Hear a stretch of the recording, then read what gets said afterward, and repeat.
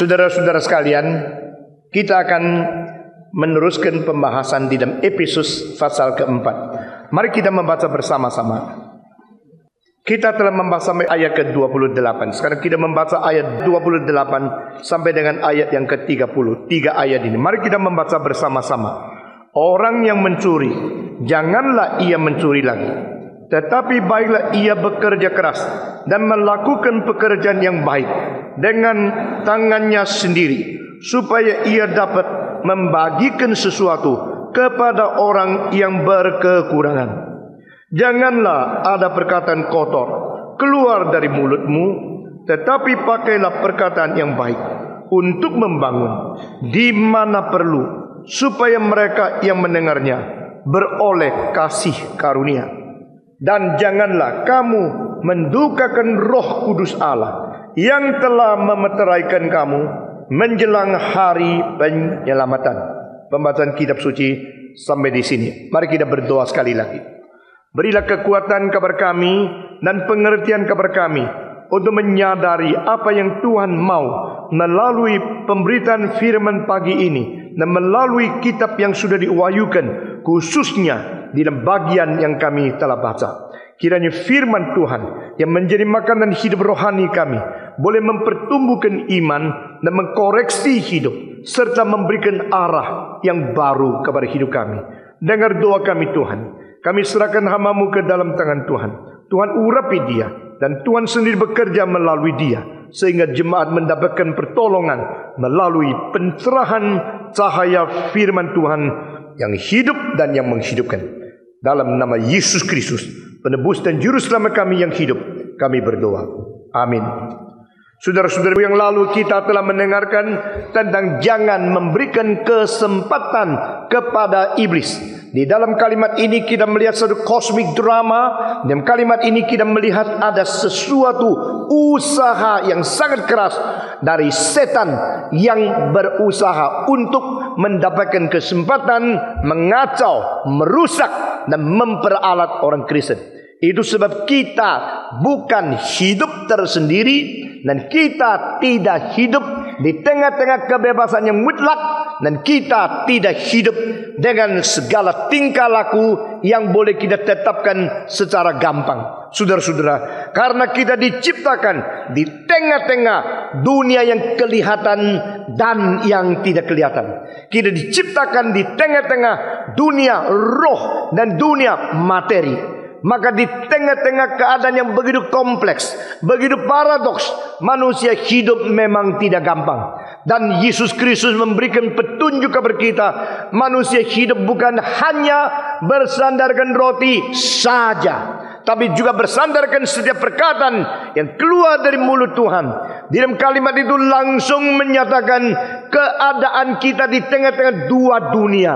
Dunia materi dan dunia rohani. Dunia memerlukan makanan, dunia memerlukan firman, dunia yang dipengaruhi oleh apa yang dicipta bagi kita, dan dunia yang seharusnya ada pengaruh dari Sang Pencipta itu sendiri. Nah, saudara-saudara, mengenal akan status manusia di tengah-tengah dunia yang begini kompleks, maka kita mengetahui kita tidak bisa mengambil keputusan dan tidak bertanggung jawab. Kita tidak mungkin tetap netral dan tidak ada pengaruh. Kita tidak bisa hidup independen, di belakangnya tidak ada kuasa roh yang berusaha mencobai, menguji, membantu atau merusak kita.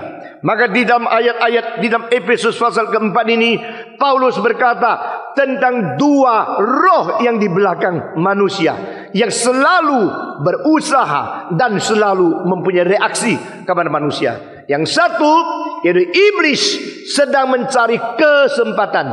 Yang satu lagi ada Roh Kudus yang mungkin didukakan oleh manusia. Saudara-saudara, waktu kita membaca bagian ini kita melihat dengan jelas kita tidak gampang menjaga kenetralan kita. Kita tidak gampang memelihara independenan daripada hidup rohani kita masing-masing. Itu sebab kita harus senantiasa bersandar kepada Tuhan dan bukan bersandar kepada pengalaman diri, kepintaran sendiri. Di dalam itu Amsal Sulaiman pasal 3 dikatakan, di dalam segala langkah perjalananmu jangan bersandar kepada kepintaranmu sendiri, karena itu bahaya sekali. Dan serahkanlah dengan sepenuhnya kepada Tuhan, Dia akan menunjukkan jalan bagi kita. Saudara-saudara, sebelum kita menjadi orang Kristen, kita boleh dikatakan lebih bebas daripada sesudah kita Kristen di dalam konteks berbuat dosa. Sebelum kita menjadi orang Kristen, kita lebih gampang, lebih mudah menetapkan sesuatu karena tidak ada gangguan terlalu banyak. Maksudnya, sebelum engkau menjadi orang Kristen, setan tidak banyak mengganggu, mencampuri keputusanmu, karena dirimu seluruhnya berada sudah di dalam tangan Dia. Tetapi setelah engkau menjadi orang Kristen, engkau merasakan ada kesulitan-kesulitan, bukan hanya ancaman penganiayaan daripada orang yang tidak setuju atau membenci iman kekristenan, tetapi ada sesuatu gangguan, intervensi dari iblis, karena engkau sudah lepas dari tangan Dia, dan Dia tidak mau engkau hidup tidak lagi di bawah pengaruh Dia. Itulah sebab jangan kira menjadi orang Kristen boleh meletakkan segala kesulitan, boleh meletakkan segala beban daripada hidup, dan boleh hidup di dalam perjalanan dengan limusin ke surga, dengan teologi kesuksesan, kelancaran dan sebagainya. Saudara-saudara, tidak. Alkitab mengatakan engkau mau hidup beribadah, engkau mau hidup suci dan saleh, engkau tidak mungkin tidak dianiaya. Engkau mau hidup memihak Tuhan, engkau tidak mungkin tidak diganggu oleh iblis. Itulah menjadi orang Kristen lebih sulit daripada menjadi orang yang memihak iblis. Saudara-saudara sekalian, setan selalu mencari kesempatan, setan selalu berusaha merusak engkau, karena setan tidak senang engkau keluar daripada warga negara Dia dan masuk menjadi warga negara surga. Dia tidak senang sekali kalau engkau memilih Kristus. Dia tidak senang sekali engkau mengikut Kristus. Keputusanmu mengikut Kristus sudah mulai pada saat itu menjadi sesuatu kepastian. Setan akan mengganggu dan tidak habis-habis mencari kesempatan untuk membawa engkau kembali. Saudara-saudara, demikian di dalam Galatia pasal 5 kita melihat Paulus mengatakan, kalau saya mau berbuat sesuatu, maka ada dua kekuatan di belakang. Satu adalah nafsu yang berperang dengan Roh Kudus, dan kuasa kedua Roh Kudus yang berperang dengan nafsu, sehingga saya sulit mengerjakan apa yang saya mau kerjakan. Nah, ini situasi orang Kristen. Situasi orang Kristen tidak memilih, di dalam menindak, di dalam mengambil keputusan, di dalam etika dan moral, selalu terjepit di tengah-tengah konflik antara kemauan Tuhan Allah dan kemauan setan, kemauan Roh Kudus dan kemauan nafsu kita. Hawa nafsu kita yang sudah terjerumus ke dalam segala kebiasaan dosa yang dipengaruhi oleh seluruh situasi lingkungan, kebudayaan dan secara tradisi, mengakibatkan kita jalan rutin di dalam dosa. Tapi setelah kita memiliki Kristus, kita mengikut Kristus, Roh Kudus yang dimeteraikan di dalam diri kita akan selalu memberikan petunjuk, selalu merintangi kalau kita kembali ke jalan nafsu itu. Saudara-saudara sekalian, itulah sebabnya kita perlu selalu bersandar kepada Tuhan, dan jangan mengambil keputusan secara sembarangan. Jangan semau sendiri melakukan segala sesuatu, karena roh setan tidak tinggal diam membiarkan kita di dalam kebebasan yang boleh diatur oleh Tuhan. Saudara-saudara sekalian, dan sekarang Paulus sudah mengatakan kalimat-kalimat seperti itu. Dia mengatakan seterusnya nasihat sebagai orang yang mempunyai hidup yang baru. Dia berkata, yang dulu mencuri, sekarang jangan mencuri lagi. Nah, ini langsung terus terang mengatakan ada satu hidup yang baru yang harus ada perubahan. Nah, saudara-saudara, di dalam konteks ini saya melihat yang penting adalah satu perubahan sebagai satu kewajiban. Saudara-saudara, perubahan sebagai satu anugerah itu terjadi di dalam status. Perubahan di dalam kewajiban itu terjadi setelah kita sadar hidup dan anugerah harus integritas. Saudara-saudara, kita harus mempunyai sesuatu persatuan dengan jujur terhadap anugerah yang sudah kita terima. Efesus pasal 4 ayat pertama dikatakan tentang ini, maka ayat 28 muncul prinsip yang sama. Efesus pasal 4 ayat pertama dikatakan bahwa Paulus sendiri telah menjalankan prinsip ini. Dia mengatakan, sebab itu aku menasihatkan kamu, aku orang yang dipenjarakan karena Tuhan, supaya hidup sebagai orang-orang yang telah dipanggil berpadanan dengan panggilan itu. Nah, saudara-saudara, terjemahan di sini tidak terlalu jelas. Saya memberikan terjemahan yang lebih jelas. Sebagai orang yang ditawan dan masuk penjara karena Tuhan, maka aku menganjurkan kamu bertingkah laku sesuai dengan panggilan anugerah yang kau terima. Nah, saudara-saudara, itu terjemahan yang lebih jelas. Paulus 2 kali, khususnya 1 kali di dalam Roma pasal 12 ayat ketiga, 1 kali lagi di Efesus pasal 4 ayat 1. Dia pada waktu menganjurkan orang lain, dia sendiri menyatakan contoh dia sudah menjalankan prinsip itu. Nah, ini penting sekali. Jikalau seseorang menganjurkan orang lain sendiri tidak menjalankan secara prinsip yang dia anjurkan, maka dia sebenarnya kurang mempunyai kuasa dan hak yang sah untuk menganjurkan orang lain. Paulus mengatakan, menurut anugerah yang Tuhan beri kepada aku memberi nasihat kepada kamu supaya kamu menjadi orang yang mengukur diri tidak lebih tinggi daripada seharusnya, melihat dirimu tepat dengan anugerah yang diberikan oleh Tuhan. Ini adalah self-esteem atau penilaian diri sesuai anugerah sebagai dasar prinsip psikologi orang Kristen di dalam Rom pasal 12 ayat ketiga. Tetapi di dalam Efesus pasal 4 ayat 1, Paulus sekali lagi memakai prinsip hidup yang sama untuk menjadi sesuatu standar pelayanan. Waktu dia menasihati orang lain, dia sendiri jalankan prinsip. Waktu dia minta orang lain menilai diri dengan baik, dia berdasarkan anugerah berbicara. Sekarang dia mengatakan, hei orang Kristen, hei orang Kristen yang berada di Efesus, biarlah tingkah lakumu disesuaikan dengan anugerah, sehingga hidupmu berpandangan.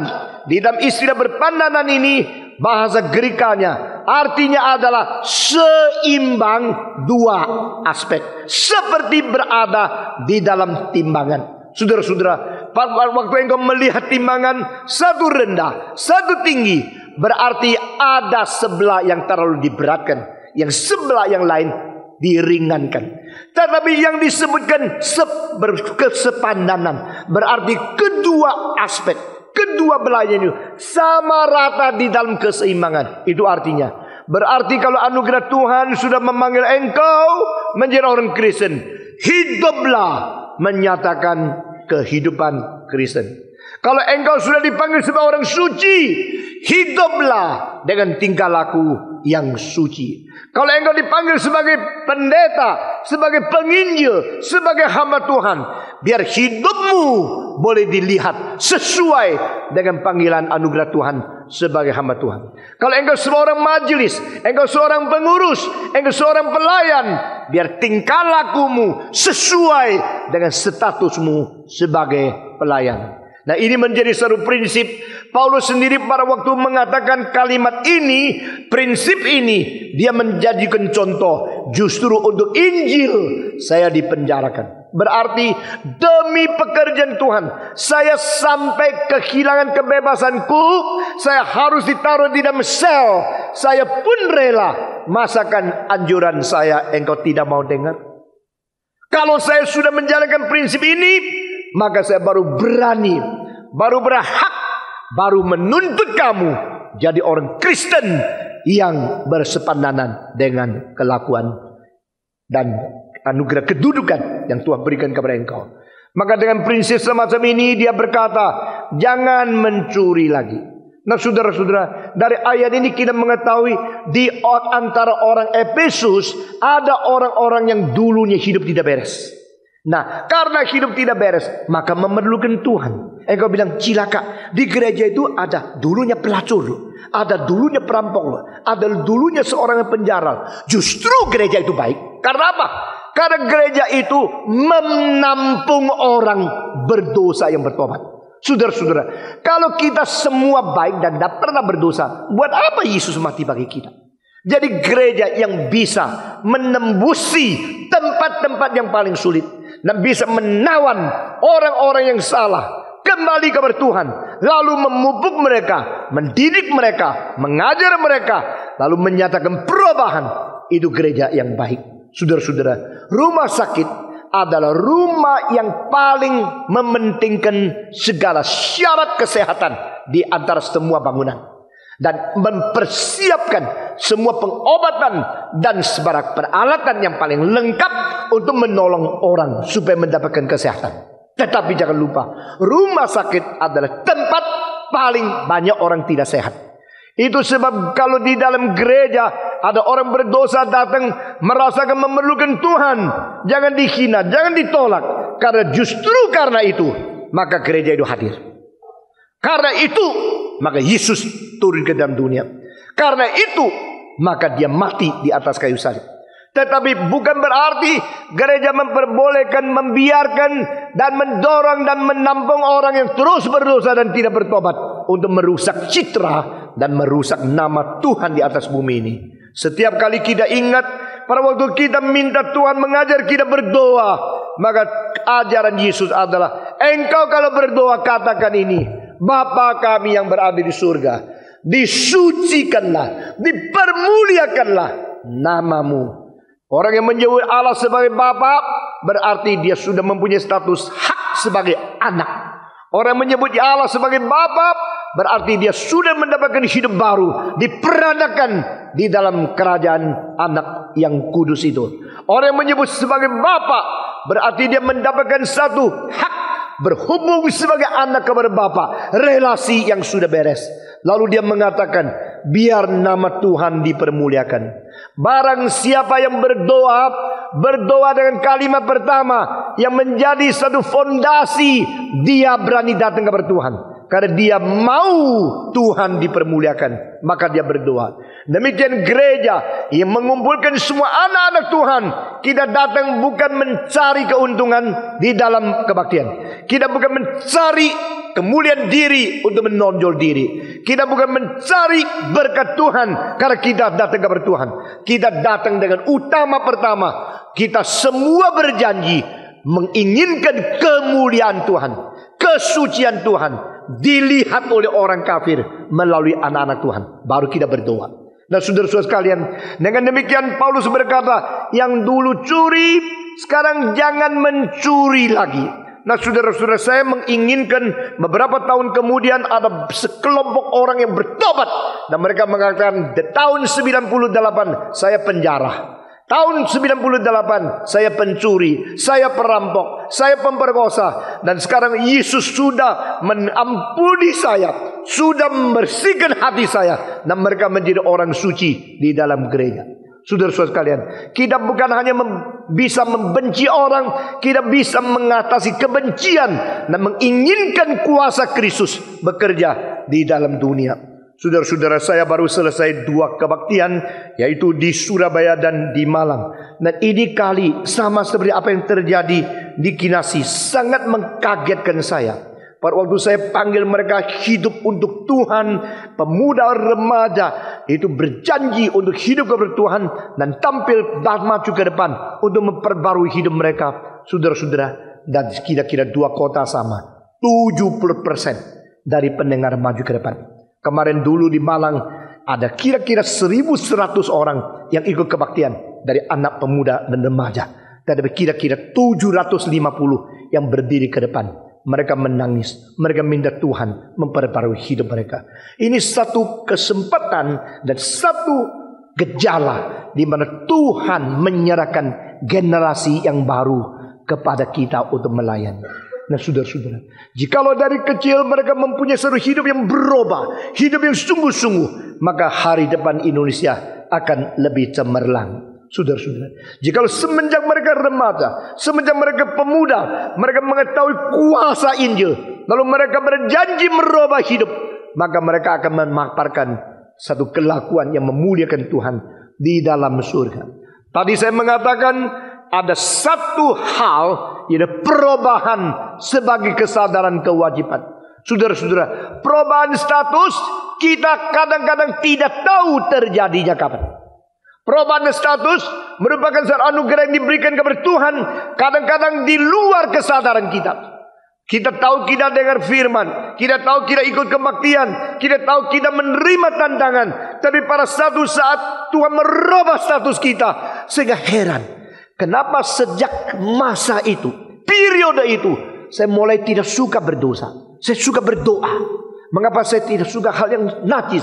Saya senang hal yang suci. Mengapa dulu saya bosan ikut kebaktian, sekarang jadi terus tunggu-tunggu hari Minggu? Kenapa dulu saya ikut sukanya baca buku yang jelek, blue film dan sebagainya, sekarang ingin mengerti firman Tuhan.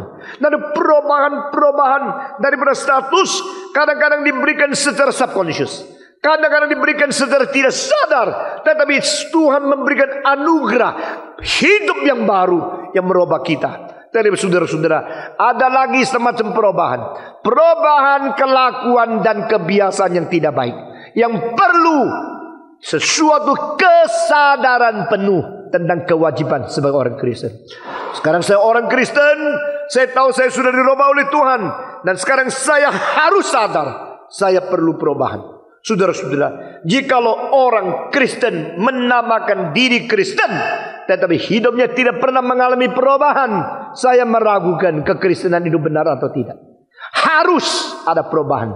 Entah perubahan itu besar atau kecil, entah perubahan itu menyeluruh atau mulai dari sebagian, entah perubahan itu dilihat oleh tidak, dia harus ada perubahan.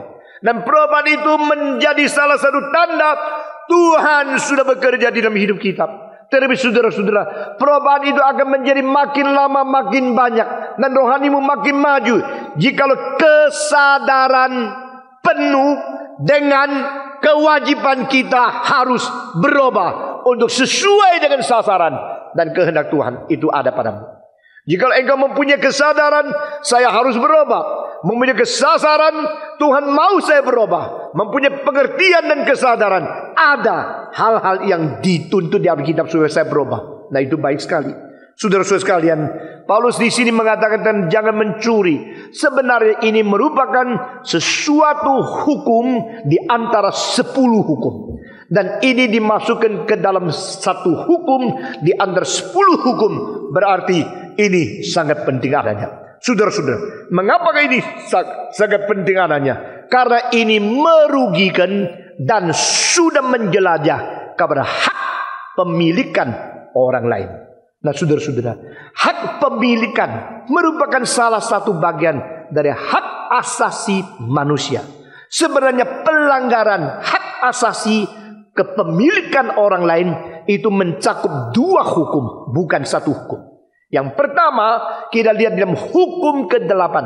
Yang kedua kita lihat dalam hukum ke-10. Hukum ke-8 Allah mengatakan jangan mencuri. Dan hukum ke-10 Tuhan Allah mengatakan jangan tamak dan menginginkan barang-barang orang lain. Jangan menginginkan pembantu orang lain. Jangan menginginkan istri anak orang lain. Jangan menginginkan binatang-binatang milik orang lain. Nah, saudara-saudara, itu sebab mencuri sebenarnya sudah mencakup 2 hukum di antara 10 hukum. Berarti 20% daripada apa yang dilarang dan apa yang diharuskan oleh orang bertanggung jawab kepada Tuhan dan kepada manusia sudah dicantumkan di dalam Taurat Musa. Saudara-saudara sekalian, jangan mencuri dan jangan menginginkan barang orang lain. Alkitab menjamin dan Alkitab memberikan kepada kita semacam legalisasi daripada hak kepemilikan pribadi. Nah, ini menjadi salah satu dasar daripada itu chapter PBB di dalam menyatakan hak asasi manusia. Dan jangan mencuri barang orang lain. Pencurian itu sebenarnya apakah hanya dimengerti secara dangkal? Orang lain punya barang, saya ambil, lah itu namanya pencurian. Itu adalah pencurian yang paling kasar. Itu adalah pencurian yang paling rendah etikanya. Tetapi saudara-saudara, ada pencurian-pencurian yang lain yang selalu kita tidak sadarkan. Saudara-saudara, misalnya, jikalau kita tidak sadar, kita telah mengganggu dan telah mengokupai waktu orang lain terlalu banyak. Atau kita telah merugikan orang lain secara dengan cara-cara akal yang pintar sekali. Itu termasuk semacam pencurian. Jikalau kita telah berusaha untuk mengurangi kemungkinan orang mendapatkan profit, itu semacam pencurian yang lebih halus. Jikalau kita menahan upah pekerja-pekerja dengan alasan-alasan yang tidak beres, itu semacam pencurian. Jikalau kita tidak serahkan pajak kepada yang seharusnya menerima atau memberikan kepada orang miskin seharusnya mereka mendapatkan, itu semua termasuk pencurian-pencurian yang halus. Nah saudara-saudara, ada orang pintar cari selebeluk di dalam hukum yang tidak sempurna untuk memperkaya diri sehingga pemerintah tidak bisa apa-apa. Tetapi di dalam hati nurani orang Kristen, kita harus mempunyai pengetahuan bahwa dunia ini tidak sempurna. Maka kita harus berusaha untuk menyenangkan Tuhan dan menjalankan apa yang seharusnya kita kerjakan.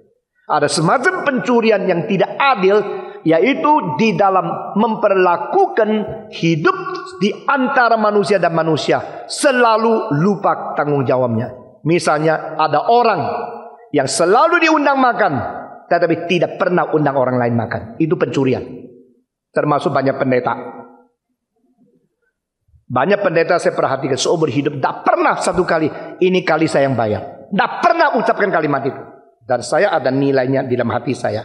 Ini majelis beres, ini pendeta beres. Saudara-saudara, seolah-olah mereka harus diundang makan, harus diperbaiki oleh orang, tapi tidak pernah baik kepada orang lain.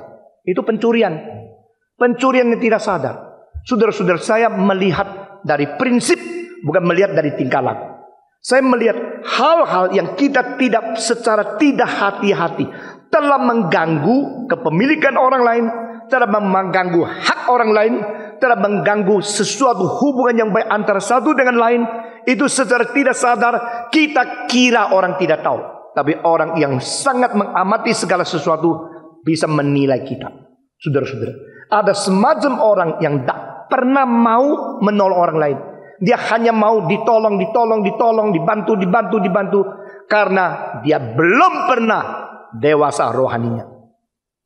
Dia hanya tahu, dia hanya seorang yang seperti anak kecil. Bedanya anak kecil dengan orang dewasa adalah anak kecil di dalam tahapan menerima saja. Tetapi orang dewasa adalah tahapan untuk memberi. Lebih berbahagia orang memberi dibanding dengan orang yang menerima. Saudara-saudara sekalian, di dalam hal semacam demikian mari kita memikirkan lebih luas. Jikalau di dalam satu pemerintahan peraturan-peraturan yang tidak lengkap dan kita bisa mencari lubang-lubang, akhirnya secepat mungkin menyita uang orang lain ke dalam usaha kita, itu adalah namanya pencurian yang halus. Satu hari saya dengar Yusak mengatakan ada 4 macam orang atau 4 tahap orang. Kalau orang masih miskin, selalu mengatakan, ini hari mau makan apa? Karena kulkasnya kosong atau tidak ada kulkas, kalengnya tidak ada, uangnya tidak. Ini hari makan apa? Banyak orang yang tidak ada sembako pun itu pikiran ini. Tapi setelah mereka lebih kaya sedikit, ya, dia mengatakan, ini hari makan di mana? Jadi cari restoran. Jadi bukan hanya di rumah, mau cari yang enak-enak. Oh, mahal sedikit, tidak apa-apa, makan di mana? Dan lambat laun sampai sudah kaya sekali, dia akan mengatakan, hari ini mau makan siapa? Nah, perusahaan-perusahaan besar menelan yang kecil. Itu semacam pencurian yang sangat dilegalisirkan, yang sangat halus. Nah, saudara-saudara kalian, saya kira di sini yang ikut kebaktian di sini bukan orang bodoh. Saya kira rata-rata di sini IQ-nya kalau udah 150 paling sedikit 100 begitu ya. Dan saudara bisa pikir baik-baik tentang apakah prinsip-prinsip yang penting yang harus kita terapkan di dalam hidup kita masing-masing. Saudara-saudara sekalian, setelah Paulus mengatakan yang dulu mencuri, jangan sekarang mencuri lagi, tapi kerja sendiri dengan baik-baik, maka engkau bisa menyukupi diri dan bisa memberi kepada orang lain. Paulus langsung masuk ke dalam, bukan menyukupi diri itu sebagai sasaran terakhir. Nah puji Tuhan, saya sekarang tidak curi lagi, sekarang saya bisa mencukupi sendiri. Paulus tidak berhenti di situ. Dan engkau bisa memberikan kepada orang lain. Itu sasaran lebih. Saudara-saudara, Yesus Kristus dengan prinsip yang sama berkhotbah. Aku datang memberikan hidup, bahkan memberikan hidup yang berkelimpahan. Memberikan hidup, bahkan memberikan hidup yang berkelimpahan. Saudara-saudara, itu berarti engkau sudah lepas daripada egoisme, dan engkau sudah menjadi orang yang bisa mensuplai orang lain. Pada waktu saya berada di rumah pendeta Lim Kok Han, dan nyonyanya masak banyak sekali, dan panitia semua makan-makan. Lalu saya tanya dia, setiap kali kalau ada kebaktian, event yang penting-penting, nyonyamu masak begitu banyak, itu uangnya dari mana? Boleh saya tahu? Pendeta Lim mengatakan, dari kantong kami sendiri. Bukan dari kas, bukan dari gereja, dari kantong sendiri. Lalu itu ikannya besar-besar, terus gorengannya banyak-banyak, semua masakan begitu banyak. Itu setiap kali kalau ada event keluar dari uang sendiri. Oh, saya kira ini pendeta mengerti maksudnya open house dan korban diri dan memberi. Saudara-saudara, pada waktu permulaan pendeta Lim Kok Han masih penginjil di Malang, saya mengatakan, yuk di situ mati hidup kerjakan sesuatu. Saya mau lihat berapa ketekunan, konsistensi dan semangat yang bisa kerjakan. Waktu itu lembaga Reform Injili di Malang masih miskin sekali. Dia kira-kira 8-9 tahun yang lalu honornya 1 bulan 350.000. Nah saudara-saudara, dan waktu itu hampir uangnya semua dia serahkan kembali, karena dia hanya memerlukan sedikit uang untuk hidup, dan dia memberikan kembali supaya pekerja itu bisa hidup. Sudah diuji berapa tahun, saya melihat dia mulai merasa sesuatu kebiasaan di dalam hidup untuk menghidupkan orang lain. Nah, orang Manado dari Dr. Samratulangi mempunyai satu kalimat yang diwarisi di dalam kebudayaan Minahasa. Arti hidup adalah menghidupkan hidup yang lain. Saya tidak tahu bahasa Manadonya bagaimana. Kita dilahirkan sebagai hidup yang harus menghidupkan hidup orang lain. Begitu artinya. Nah itu artinya. Jadi Paulus mengatakan jangan mencuri. Lalu Paulus mengatakan engkau bisa menghidupkan sendiri. Lalu Paulus mengatakan lagi memberikan kepada orang lain. Nah pada waktu 3 tahap ini berubah. Engkau waktu mencuri, engkau menjadi tergantungkan diri secara ilegal kepada kegiatan dan usaha orang lain. Engkau bekerja, engkau sudah bisa mandiri, bisa hidup sendiri. Nah cukup. Engkau bisa hidup, memberi untuk menghidupkan orang lain. Nah ini 3 tahapan. Saya kira setiap masyarakat dimanapun mempunyai 3 macam orang. Semacam orang adalah hidupnya selalu merusak orang lain, mengkorek orang lain, dan mencari keuntungan dari orang lain, akhirnya merugikan orang lain. Kedua adalah bisa menghidupkan sendiri, dan hidup dia tidak merusak, tidak menggantung, dan tidak menjadi beban bagi orang lain. Dan ketiga, orang yang hidup bisa menjadi berkat bagi orang lain. Saudara-saudara, kira-kira berapa tahun yang lalu, 3-4 tahun yang lalu, saya berkhotbah ada semacam orang terus mengkorek diri, terus mengkerok apa yang ada pada diri untuk menjadi berkat bagi orang lain. Ada semacam yang terus mengkerok orang lain, lalu semua miliknya orang lain menjadi miliknya dia. Saudara-saudara, bagaimanakah dengan engkau? Banyak ahli-ahli yang hebat sekali waktu hidup miskin, tapi setelah mati ratusan tahun masih menghidupkan umat manusia. Saudara-saudara, sekarang kita waktu membaca buku dari para Confucius, membaca buku dari para Aristotle, membaca buku dari orang-orang sudah mati, karya pikiran mereka masih bisa menghidupkan banyak orang yang kerja di percetakan, masih menghidupkan banyak profesor yang mengajar teori mereka. Berarti mereka mempunyai hidup selain cukup, maka ratusan tahun, ribuan tahun masih menghidupkan orang lain. Nah, itu orang kaya.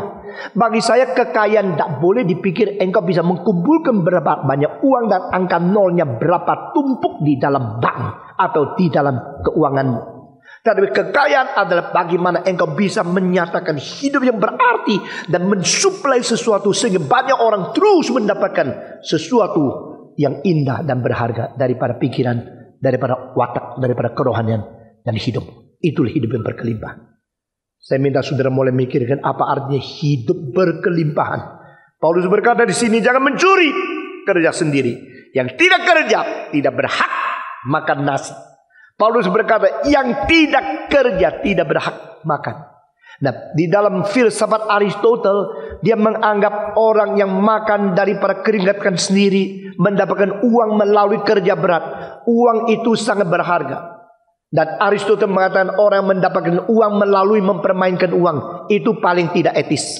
Nah, heran sekali sekarang dunia abad ke-20 diakhiri dengan banyak orang yang ingin menjadi Soros, agen tunggal. Soros Indonesia, Soros Malaysia, Soros Singapura, Soros dan sebagainya. Memperoleh uang melalui mempermainkan uang.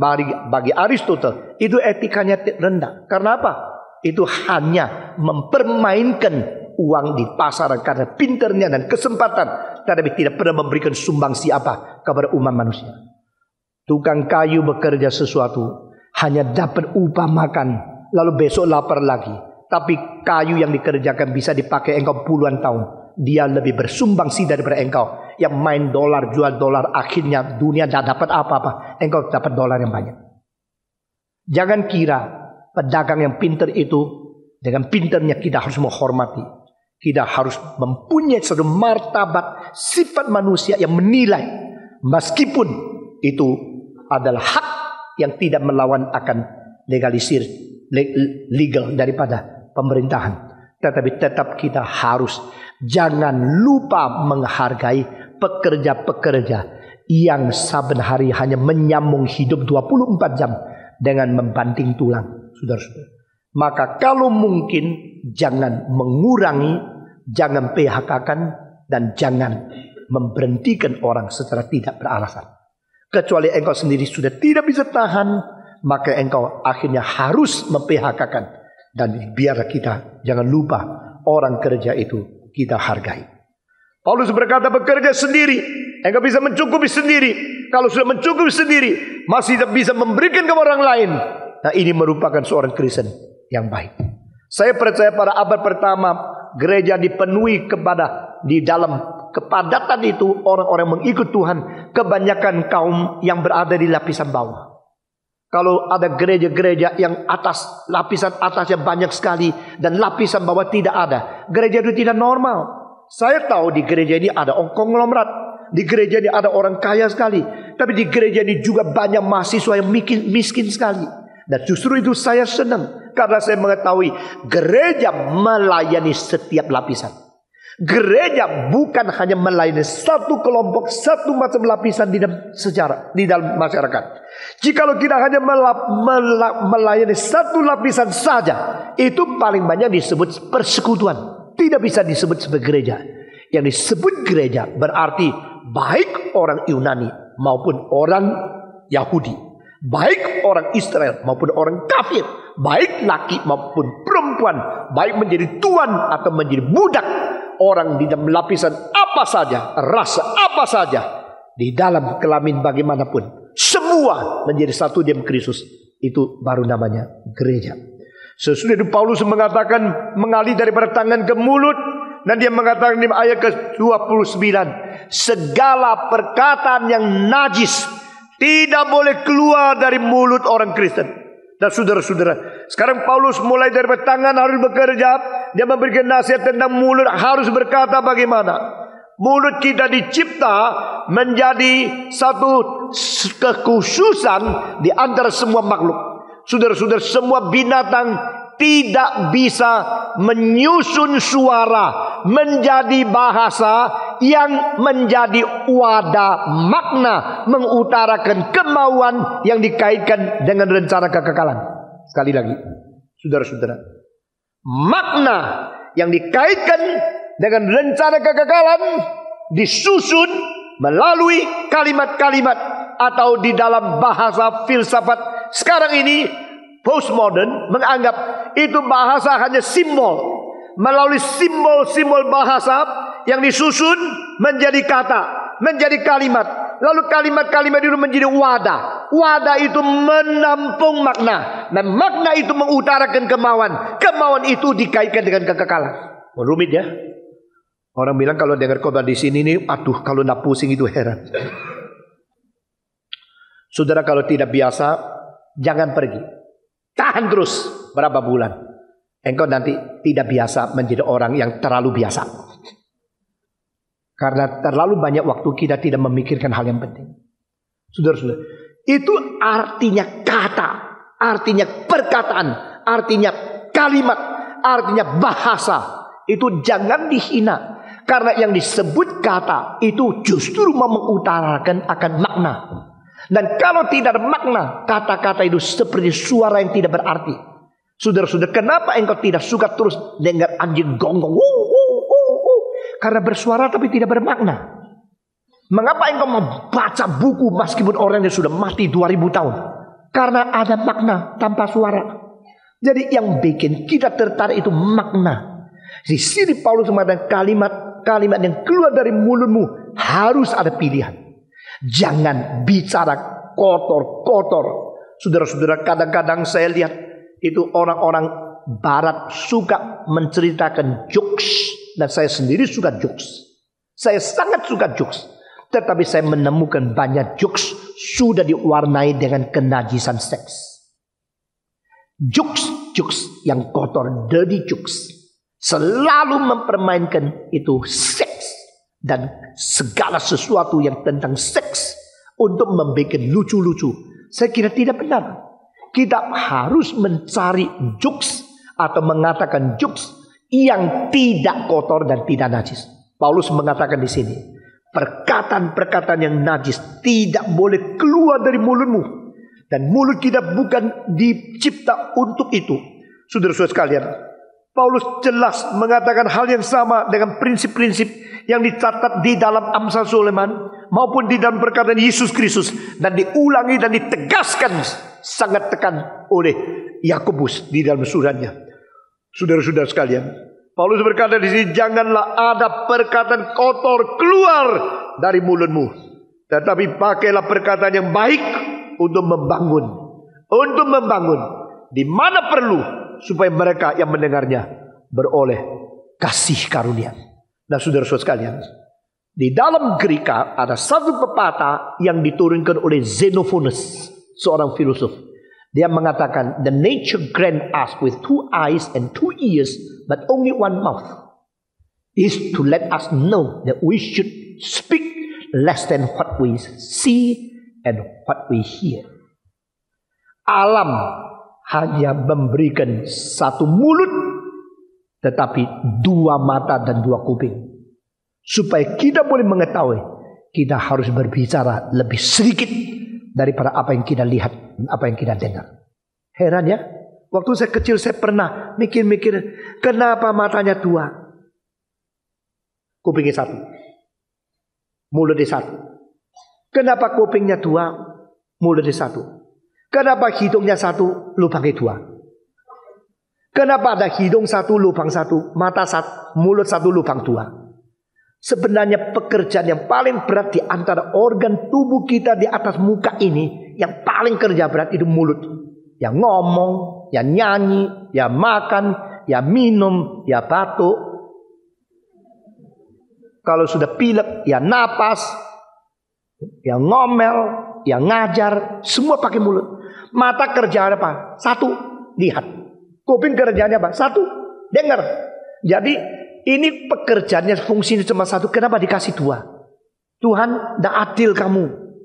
Ini mesti 7 mulut, 1 untuk ngomong, 1 untuk minum, untuk ngomel, untuk 1 lagi untuk banyak fungsinya kan? Banyak fungsi dibagi-bagi. Masa yang 1 ini tuh repotnya. Waktu minum tidak bisa ngomong.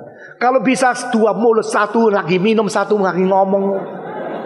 Puji Tuhan, saudara. Tuhan cuma bikin satu mulut. Kalau tidak Tuhan, saudara, di dunia ini orang yang cerewet akan bikin kita senyum, bikin kita sakit jiwa. Mulut itu satu cukup. Satu sudah terlalu banyak. Satu mulut sudah terlalu banyak semua. 1, 2, 3.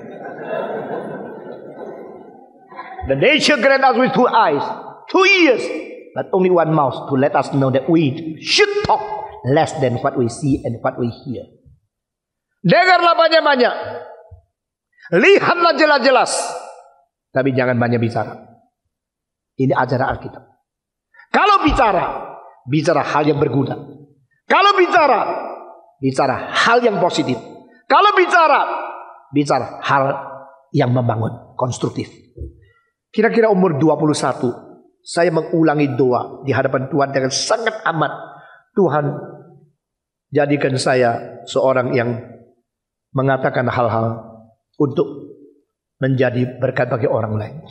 Kalau ada susah, saya mau tanggung sendiri. Kalau ada suka, saya akan bagi-bagi kepada orang lain. Sehingga jarang sekali saya mengutarakan kesulitan, kesusahan, bikin orang ikut tanggung. Biasanya saya tanggung sendiri. Saya berapa hari ini terus memikirkan tentang retreat center yang akan dibangun. Bagaimana bisa menghemat tanah, bagaimana bisa bagus. Akhirnya kemarin dulu jam 1 bangun, jam 4 baru tidur lagi. Saya terus koreksi semua desainnya. Saya pikirkan kira-kira 20 macam kemungkinan untuk semaksimal mungkin mempergunakan tanah yang ada pada kita. Nah saudara, itu caranya. Segala kemungkinan dipikirkan. Akhirnya cuma pilih satu. Waktu jadi, banyak orang tidak tahu apa di prosesnya. Apa di layar belakangnya. Apakah kesulitan yang pernah dipikirkan. Tapi itu kebiasaan saya. Yang baik dipaparkan. Bicara juga begini. Segala kemungkinan dipikirkan. Tapi waktu bicaralah dengan pilihan. Dengan kalimat. Dengan sikap. Dan dengan satu attitude yang benar. Paulus berkata, tidak memperbolehkan kalimat-kalimat, perkataan-perkataan kotor keluar dari bibir mulutmu. Karena apa? Karena kamu orang kudus, kamu orang suci. Engkau sudah disucikan secara status. Secara status perubahan itu sudah ada. Tapi secara kewajiban dengan satu kesadaran penuh, saya harus taat dan sesuai dengan panggilan itu di dalam anugerah. Saya harus lakukan. Maka perkataan itu harus bersifat membangun, konstruktif. Saudara-saudara. Dan semua perkataan yang tidak bertanggung jawab. Dan mencela orang lain. Memalukan nama Tuhan. Merusak orang lain. Itu akan dituntut pada hari kiamat. Pada waktu pengadilan itu datang. Mari kita bersama-sama membaca dari Matius pasal 12. Kita membaca daripada ayat 33 sampai dengan ayat ke-37. 33 sampai 37. Jikalau suatu pohon kamu katakan baik, maka baik pula buahnya. Jikalau suatu pohon kamu katakan tidak baik, maka tidak baik pula buahnya. Sebab dari buahnya pohon itu dikenal. Hai, kamu keturunan ular beludak. Bagaimanakah kamu dapat mengucapkan hal-hal yang baik, sedangkan kamu sendiri jahat? Karena yang diucapkan mulut meluap dari hati. Orang yang baik mengeluarkan hal-hal yang baik dari perbendaharanya yang baik. Dan orang yang jahat mengeluarkan hal-hal yang jahat dari perbendaharan yang jahat. Tetapi aku berkata kepadamu, setiap kata sia-sia yang diucapkan orang harus dipertanggungjawabkannya pada hari penghakiman. Karena menurut ucapanmu engkau akan dibenarkan. Dan menurut ucapanmu pula engkau akan dihukum. Ini adalah bagian paling penting tentang bagaimana manusia memakai mulut. Ini adalah bagian paling penting dari ajaran Yesus Kristus tentang bagaimana kita berkata-kata. Dan di sini Yesus Kristus mengkaitkan ucapkan yang diekspres keluar dengan sesuatu pembendarahan di dalam rohani seseorang. Kalau yang kau pikirkan jahat-jahat, yang kau simpan itu jahat-jahat, bocor keluar karena perkataan itu luapan daripada isi hati.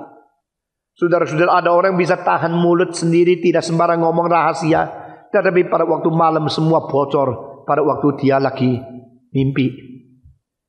Karena apa? Karena meluap. Yesus mengatakan perkataan itu luapan daripada bendahara yang ada di dalam. Apa yang kau katakan itu adalah satu ekspresi daripada jiwamu dan rohani sesungguhnya. Paulus mengatakan jangan keluarkan perkataan yang kotor. Berarti hatimu harus dipelihara selalu suci. Karena hatinya itu suci, bendaharanya itu kudus. Maka pembendaran yang kudus mengakibatkan perkataan yang kudus, yang baik. Dan Paulus mengajar demikian.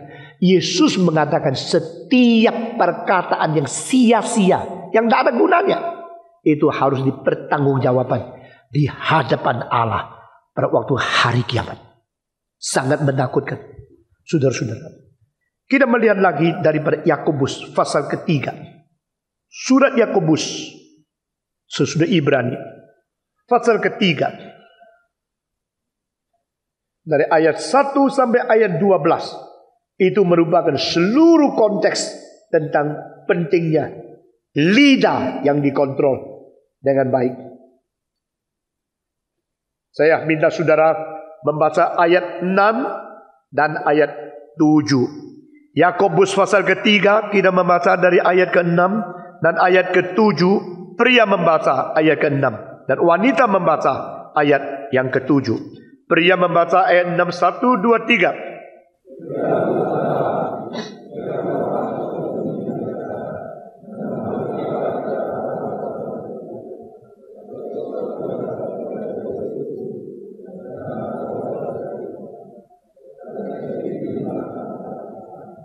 Ketujuh,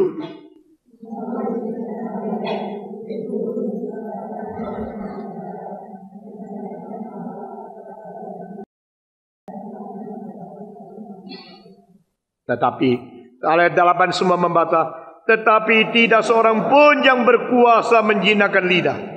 Ia adalah sesuatu yang buas, yang tidak terkuasai dan penuh racun yang mematikan. Saudara-saudara sekalian, Yakobus mengatakan bolehkah dari satu mata air keluar air yang manis sekaligus air yang pahit? Tidak boleh. Maka biar kita mengekang, biar kita menahan lidah kita, hanya mengeluarkan kalimat yang memuji Tuhan, yang membangun orang lain, yang menjadi berkat bagi dunia ini. Bukan mengeluarkan kalimat-kalimat yang penuh dengan racun, kebencian, merusak. Dan itu api dari neraka yang menyalanya. Saudara-saudara sekalian, ini semua ajaran yang penting sekali.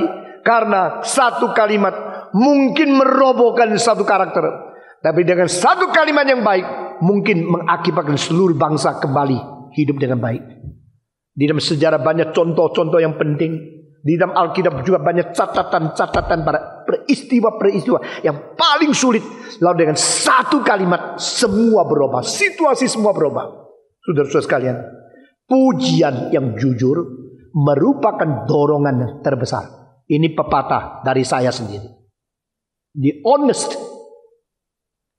praising is the best medicine to encourage people. Pujian yang jujur itu adalah dorongan paling besar untuk membangun orang lain. Kadang-kadang kita tidak mendidik anak. Kadang-kadang kita tidak menghadapi kepada orang lain. Semua yang tidak baik kita lihat dengan jelas. Semua yang baik kita lupakan. Sehingga kita tidak bisa memajukan mereka. Anak-anak itu ada nakalnya, ada malasnya. Tapi anak-anak juga ada baiknya. Waktu kurang baik dimaki-maki. Tetapi waktu mereka maju tidak dipuji. Itu tidak benar. Pujian yang tepat dan pujian yang jujur itu merupakan sesuatu kekuatan membangun dan dorongan yang paling besar bagi kemajuan orang. Maka di dalam Amsal Sulaiman mengatakan perkataan yang tepat, satu perkataan yang tepat sama seperti apel emas yang dibungkus dengan gawang perak. Saya tidak bisa membayangkan kenapa apel itu emas dibungkus dengan gawang perak itu menjadi sesuatu lukisan untuk perkataan yang tepat. Berarti itu menjadi satu keindahan yang luar biasa. Di tengah situasi seperti itu muncul satu kalimat. Dan kalimat yang tepat itu menjadi suatu cahaya emas yang menembusi daripada gawang-gawang. Sehingga mereka yang melihat akan melihat keindahan luar biasa. Perkataan-perkataan yang tepat. Kiranya pada hari ini Tuhan memberikan kekuatan kepada kita untuk merubah. Supaya tangan kita dan sikap hidup kita adalah hidup yang menyukupi, mensuplai, memberkati orang lain. Dan mulut kita adalah mulut yang mengeluarkan kalimat yang membangun orang lain. Karena membangun orang lain itu sebenarnya akibatnya adalah menjadikan dirimu lebih mahir dan lebih dibangunkan kembali. Saudara-saudara, hanyalah mereka yang terus membangun orang lain, hidup dia terus di dalam kelimpahan yang sangat berarti. Dan Paulus berkata, perkataan-perkataan membangun kepada orang lain sebenarnya di dalam ajaran-ajarannya di tempat-tempat yang lain mengandung banyak aspek. Pertama, aspek yang memberikan petunjuk, memberikan penghiburan, aspek memberikan teguran yang tepat berdasarkan kasih, aspek memberikan peringatan sebelum terjadinya kejatuhan, dan aspek memberikan satu kekuatan dan sesuatu dorongan pertobatan setelah terjadi kelemahan. Ini semua membangun. Kalimat-kalimat yang membangun itu sangat perlu. Kalimat-kalimat yang membangun itu menjadi satu obat yang paling baik di dalam menangani orang yang lain. Kita membaca Amsal Sulaiman pasal 12 ayat ke-18. Amsal Sulaiman pasal 12 ayat ke-18. Kita membaca bersama-sama semua Amsal Sulaiman pasal ke-12 ayat yang ke-18.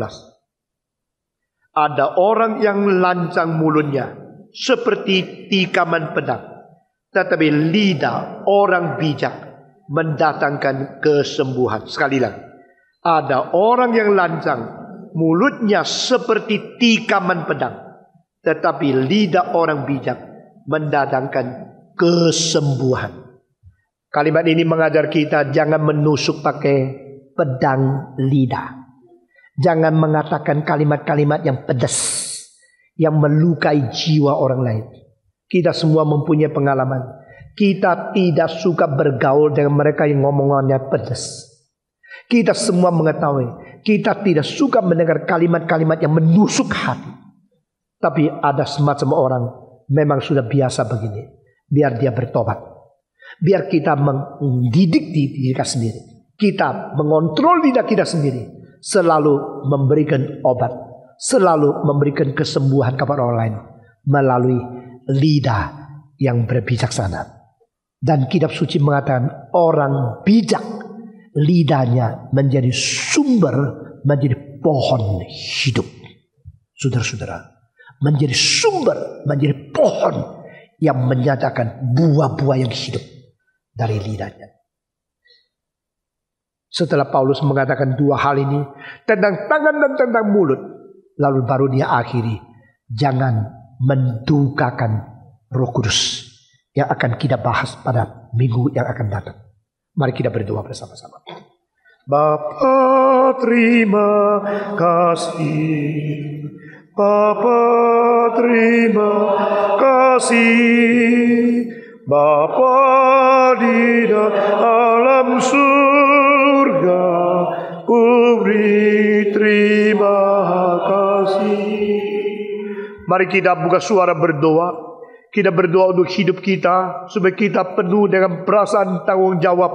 Kita penuh dengan perasaan harus kita berubah.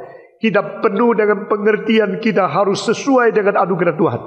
Kita berdoa bersama-sama, buka suara berdoa untuk Tuhan merubah kita dan memberikan kesadaran kepada kita. Semua buka suara berdoa. Bapa di dalam surga, kami berterima kasih untuk ajaran-ajaran yang penting dari firman-Mu. Kami berterima kasih untuk teguran-teguran yang tepat yang kami perlukan. Kami berterima kasih untuk catatan-catatan firman yang menggugah, mendidik dan membangun kami. Kami berdoa kiranya Engkau sendiri bekerja di tengah hati kami, dan Engkau merubah kami, memberikan kekuatan kepada kami. Nyatakan kuasa dan kemuliaan di tengah kami ya Tuhan. Kami bersyukur, kami berterima kasih. Kami serahkan semua ini ke dalam tangan Tuhan. Tuhan. Engkau bekerja di tengah kami. Engkau tidak meninggalkan kami. Engkau tidak membuang kami. Engkau nyatakan kuasa dan kemuliaan Tuhan di tengah kami. Dengar doa kami Tuhan. Kami berdoa kiranya Tuhan sendiri mencelikan mata rohani kami. Tuhan sendiri membuka hati kami. Dan Tuhan memberikan kekuatan kepada kami untuk bekerja, untuk bukan sedang mencukupi diri, juga boleh memberikan keluasan kepada orang lain. Tambahkan segala bijaksana kepada kami, sehingga kami hidup di dalam kelimpahan. Dan bertahanlah mulut kami, sehingga kami boleh membicarakan hal yang membangun kepada orang lain.